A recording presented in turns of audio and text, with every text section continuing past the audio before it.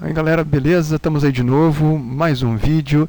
Dessa vez vamos falar sobre as leis da termodinâmica, né? Primeira e segunda leis, ok? Meu nome é Augustus, professor de Física. Assunto nosso então hoje é um assunto importante. Então vamos lá? Então, aqui tem uma ilustração, né? Mostrando aí um leite, né? Um copo de café e um aumento aí da confusão, né? Da bagunça. É o tema da aula de hoje. Vamos ver o que essa confusão tem a ver conosco. Bom, a ideia é a seguinte: a primeira lei da termodinâmica, ela é uma lei que tem a ver com calor, tá, ok? E com energia interna e, além disso, o trabalho. Então, para ilustrar aqui a nossa conversa, considere um pistão. Pistão é aquele conjunto, né, um cilindro que contém um gás, ok? E esse gás fechado hermeticamente com um êmbolo. Aí, imagine que esse pistão ele vai receber uma quantidade de calor. E a pergunta é, o que vai acontecer com esse calor? Qual o destino desse calor que o gás recebe? Bom, né, o lance é o seguinte, nós vamos ter aqui, para responder isso, um dos princípios mais importantes, né, da natureza, que é o princípio da conservação da energia. Aqui, ó. A ideia é singela. Todo o calor que vai ser trocado com gás, ele será usado para efetivação de um trabalho e ou para variação da sua energia interna. Esse enunciado ele atende pelo nome de primeira lei da termodinâmica. Ok? Essa é a primeira lei. Olha que interessante. Todo calor trocado com gás. Trocado pode ser, eventualmente, que o gás vai receber ou perder calor. Ele vai ser usado na efetivação de um trabalho. Efetivação pode ser, na verdade, um trabalho feito pelo gás ou sobre o gás. E para variação da sua energia interna. Variação pode ser aumento ou redução. Ok? Então, várias palavras aqui, ó, que podem ter significados diferentes, hein? Dependendo do contexto. Ok? Então, esse enunciado famoso é a primeira lei da termodinâmica. Aí, ó, aqui nós temos a ilustração. É um cilindro contendo um gás e esse cilindro aí, né, ilustrando, né, os processos que a gente está ilustrando ali anteriormente. Aqui, o gás recebendo calor e esse calor pode ser usado para fazer o gás expandir e, lembre-se, quando ele expande ele realiza trabalho e ficar mais quente. Quando ele fica mais quente, a sua energia interna aumenta. Ok? Então tá aí. Trabalho mais variação de energia interna, esses dois camaradinhas são o destino do calor. Esse é o princípio da conservação da energia. Tranquilo?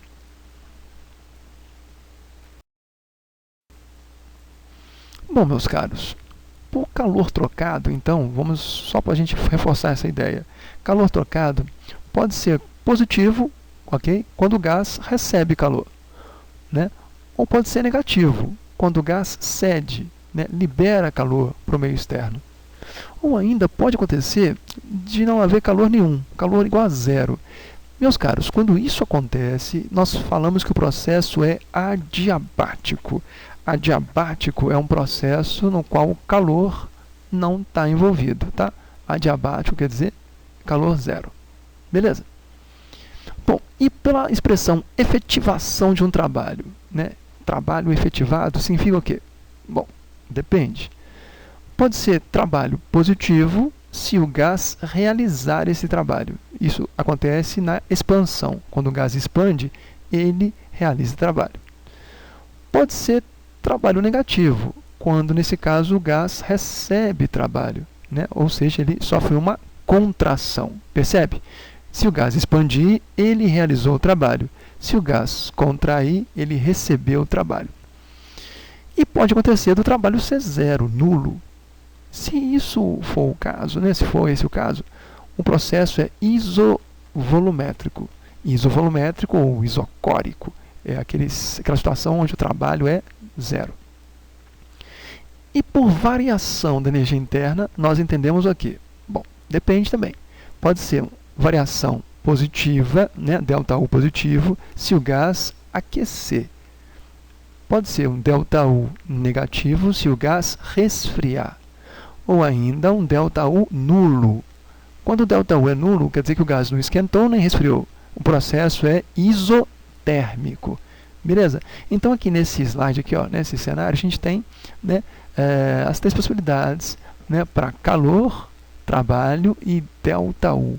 Beleza? Seria bom você memorizar esse slide aqui, ó, esse cenário aqui. É importante você guardar essas expressões. Ok? Matematicamente. Bom, para resumir toda essa conversa nossa, em termos matemáticos, a gente pode usar essa expressão aqui, ó. Calor vai ser igual a trabalho mais ΔU, que é calor trocado com gás. Trocado quer dizer, às vezes ele pode ter recebido calor, liberado calor, e no caso também estranho de processo adiabático, aí o calor vai ser zero. Bom, tal é trabalho. Trabalho pode ser feito pelo gás, positivo, sobre o gás, negativo, ou trabalho nenhum. Aí o processo é isovolumétrico. Mais ΔU. ΔU pode ser positivo, aquecimento, negativo, resfriamento, ou até nulo. Aí, nesse caso, é o processo isotérmico. Ok? Vamos lá, ilustrando aqui nossa conversa. Imagine o seguinte exemplo. Um gás ideal recebe 900 joules de calor. E aí, ele recebeu calor. Vejam, se ele recebeu calor, o calor é positivo. E realiza um trabalho de 800 joules. Para tudo, se o gás realizou o trabalho, isso quer dizer, né, que o trabalho, então, realizado, né, realizou trabalho positivo. Recebeu o calor, realizou o trabalho. Responda se esse gás aqueceu ou se resfriou. Bora lá? Aplicando a terceira lei. Pode fazer antes de mim. Aí para o vídeo, se você quiser, e faz antes. Esse gás aqueceu ou resfriou? Bom, vamos lá então. Aplicando a primeira lei, eu tenho calor ali, ó, o enunciado falou de 900 joules. Ó, o nosso gás recebeu, então é mais 900. Se fosse liberado o calor, aí eu colocaria um menos aqui na frente. Mas ele recebeu. Bom, recebeu o calor e realizou o trabalho. Como ele realizou, ó, mais 800. Ok? Então 800 aqui positivo. Mais o ΔU. 800 mudou de membro, fica assim, ó, 900 menos 800 vai dar 100 joules. Aí, ó. ΔU positivo, 100 joules. Perceba, quando o ΔU é positivo, isso quer dizer que o nosso gás aqueceu. Exatamente, ó. ΔU positivo, aquecimento. Isso responde a pergunta. Beleza? Bom, por um lado agora, né, nós vamos falar de processos ou transformações cíclicas. Meus caros, eu tenho um processo, uma transformação cíclica, né? Isso quer dizer o quê? Considere que toda e qualquer alteração de um gás, né, quando o gás mudar ou pressão, ou volume, ou temperatura, ou tudo, qualquer mudança nas variáveis de estado, nós podemos chamar isso de transformação. Beleza? Bom, quando o nosso gás tem valores iniciais, nós podemos chamar essa combinação de pressão, volume e temperatura iniciais de estado inicial. E aí o gás sofre uma diversidade de transformações. E aí quando ele chegar ao final, eu vou chamar então a combinação de pressão, volume e temperatura de estado final do gás. Então, o estado inicial marca os valores iniciais de P, V e T. E estado final, os valores, né, últimos de P, V e T. Tranquilo? Ora, se o estado final do gás coincidir com o estado inicial, né, início e final coincidirem, se o fim coincidir com o início, nós tivemos aí diante de processos cíclicos ou transformações cíclicas. Cíclicas por quê? Né, o gás mudou aí suas variáveis, né, mudou, mas no final das contas, o início foi igual ao fim. Então, fechou-se um ciclo. Num ciclo, início e fim são iguais. Aí, ó, aqui numa ilustração de um ciclo, olha que legal. Nesse gráfico aí, né, nós estamos vendo uma série de transformações. Ó, cada pontinho ali, ó, pontinho A, B, C, D, enfim, cada pontinho ali marca um estado do gás. Ó. A é um estado, B é outro estado, C. Então o gás passou de A para B, ó, isso aqui é uma transformação. Perceba, A e B têm uma coisa em comum, a mesma pressão. Então, de A para B, eu tenho uma transformação isobárica. Do estado B para o estado C, uma transformação geral. Ela não tem nome não, geral ou livre. Do estado C para o estado D, uma transformação onde o volume é constante, ou seja, isocórica, né? Isométrica, ou até isovolumétrica. São 3 expressões para dizer a mesma coisa. Processo isocórico. Eu acho mais legal falar isocórico.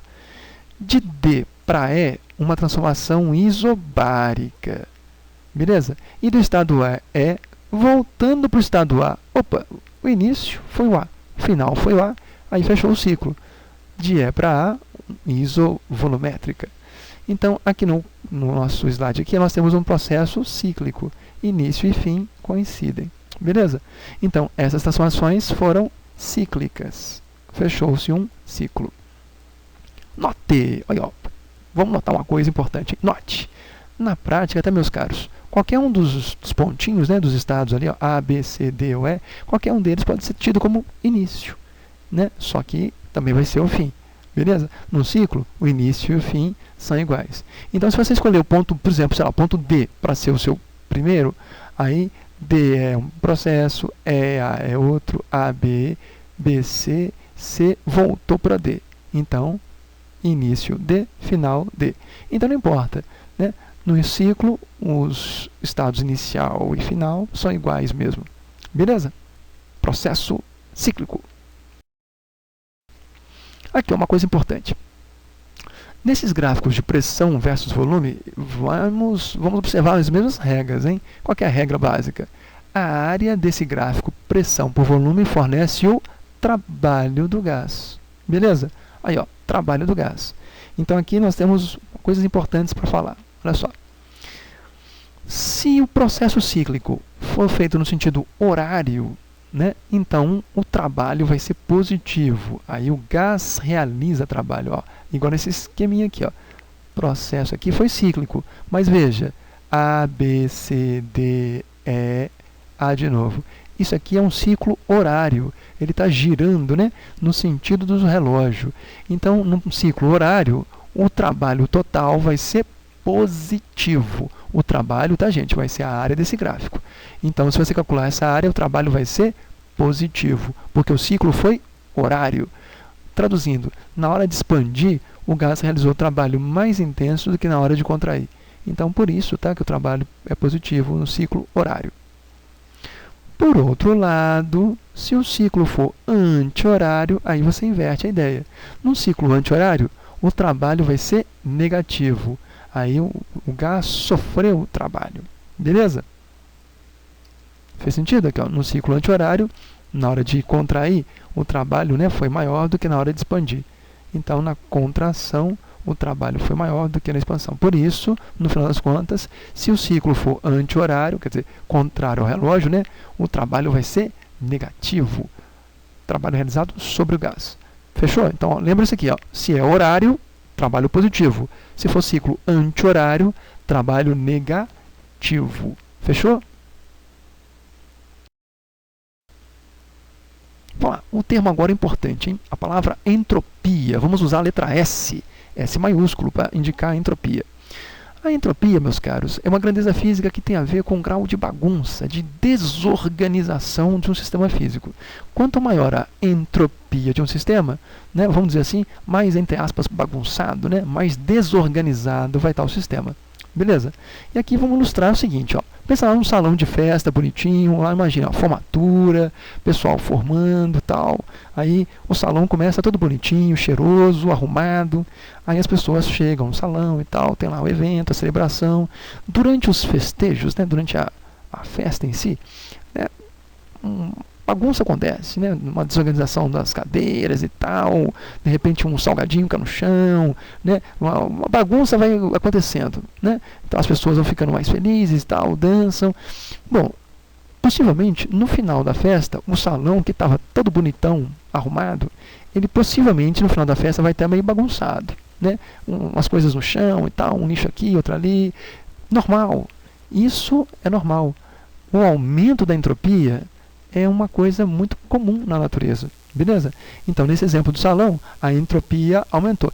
É pouco provável, eu diria quase que impossível, que se a festa durasse mais tempo, imagina que a festa vai durar lá, sei lá, um dia inteiro de festa. Quanto mais a festa durar, mais bagunça vai acontecer no salão, maior vai ser a sua entropia. É pouco provável que o salão volte a ficar organizadinho sozinho. Se ninguém fizer trabalho, o salão não se organiza sozinho. Okay? Isso seria um processo improvável. O provável é ele ficar mais bagunçado. É isso que a gente chama de aumento da entropia. Okay? Um cenário muito comum na natureza. A entropia tende a aumentar. Aqui, ó, nesse caso, eu vou escrever assim, ó, ΔS. O que é ΔS? ΔS significa variação da entropia. Essa aqui está a entropia. A variação da entropia tende a ser positiva, ó, maior do que zero. Ou até igual. Igual é quando não acontecer nada. Né? ΔS igual a zero quer dizer que está tudo paradão. Mas, no geral, o ΔS vai ser maior, né, ou igual a zero. Beleza? Isso traduzindo significa a entropia aumenta. Né? A sua variação é positiva. Isso é muito comum. Beleza? Ó, festinha acontecendo, salão, uma coisa linda, né? Bonito, mas essa belezura tende a ficar mais bagunçada. Quanto mais longa a festa, maior vai ser a entropia. Beleza? Termodinamicamente, né? Então, vamos lá. Nós podemos fazer a conta em calcular a entropia. Né? A gente determina a entropia pelos efeitos que advêm do calor que vai ser dado a um meio, né? Dado a um sistema físico. Okay? A gente calcula a entropia pela razão, né? A variação da entropia, pela razão entre o calor que foi cedido ao sistema físico e sua temperatura em Kelvin. Assim, ó, ΔS quer dizer variação da entropia, é igual ao calor dividido pela temperatura em Kelvin. Beleza? Então, ó, essa expressãozinha matemática aqui, ó, ΔS, variação da entropia, vai ser igual ao calor trocado com o sistema físico dividido pela sua temperatura em Kelvin. Fechou? ΔS igual a ΔQ sobre T. T de temperatura. Assim, veja bem, hein? Se um sistema físico recebe calor, ó, recebeu calor, quer dizer que o calor é positivo. Quando ele recebe calor, esse termo aqui em cima, ó, ΔQ é positivo, aí o ΔS é positivo também. Lembre-se, a temperatura em Kelvin é sempre um número maior que zero. Né? Então, o denominador aqui, ó, sempre positivo. Então, o denominador não importa não. A temperatura aqui está sempre de boa, é positiva, está em Kelvin. Logo, se o ΔQ é positivo, então o ΔS é positivo também. Por outro lado, se o ΔQ, o calor, for negativo, quer dizer, o sistema físico perdeu o calor, liberou o calor, aí quando libera calor, o ΔS é negativo. Quer dizer que a entropia cai. Quem recebe calor, aumenta a entropia. Quem perde calor, reduz a entropia. Beleza? Fez sentido? Vamos lá, aqui ó, exemplo. Só para ilustrar, considere um bloquinho de gelo, 0 graus Celsius. Esse bloquinho recebeu lá 54.600 joules. Bom, embora nesse caso esse calor não tenha sido suficiente para fundir todo o bloco, eu ainda assim posso calcular a sua variação de entropia. Confere? Se você quiser, calcula aí antes de mim. Ó. Para o vídeo, calcula. Aí, agora vamos fazer juntos. Vamos lá. ΔS vai ser o quê? ΔS é simples, hein? ΔS vai ser simplesmente o calor que o nosso sistema recebeu, ó, calor sobre a temperatura em Kelvin. Recebeu 54.600 joules. E a temperatura em Kelvin, não pode ser Celsius não, hein? Se nosso sistema estava 0 graus Celsius, quer dizer que a temperatura em Kelvin vai ser 273 kelvins. Vamos fazer a conta aí, ó. 54.600 dividido por 273. Quem fizer essa continha vai achar 200. 200 o quê? Joules por Kelvin. Essa é a unidade da entropia e a unidade da variação da entropia. 200 joules por Kelvin. Fechou? Por fim, a segunda lei da termodinâmica, famosíssima, hein, galera? Essa aqui é uma ideia que é diretamente ligada ao conceito de entropia, que a gente acabou de ver, ok? E a segunda lei, ela vai ter vários efeitos, né, várias decorrências sobre os conceitos de reversibilidade, né, de eficiência nos processos físicos e até sobre o próprio jeito, né, do tempo fluir, o andamento do tempo. A segunda lei da termodinâmica, ela é uma lei importante, ela tem aí, né, umas conexões bem legais aí com vários aspectos da natureza, né, e ela pode ser basicamente assim enunciada, né, falada de várias maneiras distintas, diferentes, mas que tem no final das contas a ver um jeito, né, de falar com o outro. São chamados de enunciados da segunda lei, ok? Então a segunda lei ela pode ser enunciada de algumas maneiras. Então vamos a alguns dos enunciados, né, mais cobrados, né, na física, né, em provas. Vamos lá. Primeira forma de dizer a segunda lei. Primeiro enunciado impactante, talvez um dos mais famosos. Esse aí, ó. É impossível para uma máquina térmica que opera em ciclos ter um rendimento de 100%. Máquinas não rendem 100%. Okay? Se uma máquina estiver operando em ciclos, ela faz os processos uma vez, e de novo. Essa máquina não pode ter um rendimento perfeito. 100% de rendimento, não. Beleza? Isso quer dizer o quê, meus caros? Traduzindo, como o rendimento não pode ser 100%, isso quer dizer que essa máquina vai ter imperfeições, desperdícios de energia, ineficiências. Se você quiser, também pode chamar de poluição, tá? Se você quiser. Essas ineficiências, esses desperdícios, eles podem ser chamados de poluição. Uma máquina que opera em ciclos, ela polui. Ok? Ela não vai transformar todo o calor que ela recebeu em trabalho. Essa máquina pode, por exemplo, poluir de maneira clássica, né, emitindo gases no ambiente, pode fazer poluição sonora, emitindo ruídos, poluição térmica, ficando quente, esquentando o ambiente, poluição, né, de várias maneiras, confere? Mas 100% de rendimento? Para uma máquina térmica, não é possível. Sempre vai rolar desperdício. Beleza? Né? Então, uma máquina térmica jamais vai conseguir transformar todo o calor que ela recebe em trabalho. Isso é uma limitação importante da natureza. Confere? Chama-se segunda lei da termodinâmica. Vamos lá, um outro enunciado, um outro jeito de falar da segunda lei é essa frase aqui também famosa. Ó. É impossível que o calor passe espontaneamente de um sistema frio para um sistema quente. Beleza? O calor, ele flui de quem? Do quente para o frio. Dá para fazer o contrário? Não. Espontaneamente, não. O calor não pode espontaneamente, né, assim, sem nenhum trabalho forçado, de graça, fluir de alguém que já é frio para alguém que é quente. Não, esse não é o normal. O normal é o calor fluir do quente para o frio. O inverso, não. Espontaneamente, não. Ok? Não dá. Né? Algum trabalho forçado vai ter que ser feito para que o calor passe de quem é frio para quem é quente, porque sozinho ele não faz isso, ok? Beleza? Terceiro enunciado da segunda lei. Veja, a segunda lei da termodinâmica é essa ideia. Ela pode ser falada de várias maneiras diferentes. Agora, um terceiro jeito de falar sobre a segunda lei. O enunciado é esse aqui, ó. Esse aqui é mais filosófico, né? Mais pesado, né? Olha que interessante. O sentido natural de fluxo do tempo é no sentido do futuro. O tempo flui para frente, ele flui para o futuro. Esse é o natural. Então, é o fluxo natural do tempo. Ele flui do agora para o depois, do agora para o amanhã, do agora para o futuro. O tempo, meus caros, ele não flui do agora para o passado. O tempo não volta, o tempo só avança, ok? Por quê? Porque andar para frente, andar para o futuro, é o sentido normal do aumento na entropia dos sistemas físicos, beleza? Como a entropia só tende a aumentar, então isso quer dizer que o tempo ele flui para frente, porque no futuro, a, entre aspas, bagunça, a entropia vai estar maior do que no passado. O tempo não pode fluir para trás. Fluir para o passado significa redução de entropia gratuitamente. E isso não acontece. A entropia não tende a diminuir. Ela tende a aumentar.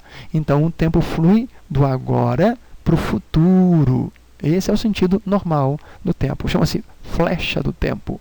Beleza? A flecha do tempo é para o futuro, não para o passado. Quarto enunciado, quarto jeito, né, de nós falarmos sobre a segunda lei da termodinâmica. Né?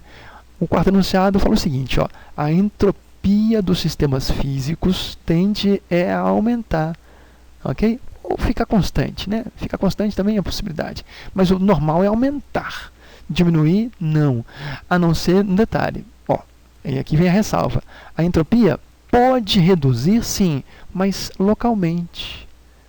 E localmente, às custas de uma realização de trabalho. Beleza? Né? E aí, quando você faz trabalho, reduzindo a entropia local, haverá um aumento na entropia das vizinhanças do sistema físico. Esse enunciado é um enunciado muito importante. Veja, para entender esse quarto enunciado. Imagine que você queira organizar a sua casa. A sua casa, você vai lá fazer uma faxina, tirar poeira, jogar uns papéis fora, isso é bom. Quando você organiza a sua casa, você reduz a entropia da sua casa. Confere? Mas isso não foi de graça. Você teve que trabalhar. Ao trabalhar, você vai ficar cansada, né? Cansado e tal, aquele negócio todo. Você vai trabalhar, mas vai limpar a sua casa. Vai reduzir a entropia da sua casa. Peraí, mas para onde vai o lixo? A poeira, né? O lixinho que você recolheu, os papéis que você vai jogar fora. Eita, aí é detalhe. Para reduzir a entropia da sua casa, você vai aumentar a entropia da vizinhança. Você vai fazer lá um lixo, pôr lá na sua porta, o lixeiro vai levar. Você aumenta a entropia do mundo. Olha só. Né? Aí o caminhão de lixo vem recolhendo, por exemplo, o lixo da cidade toda, né, da cidade inteira.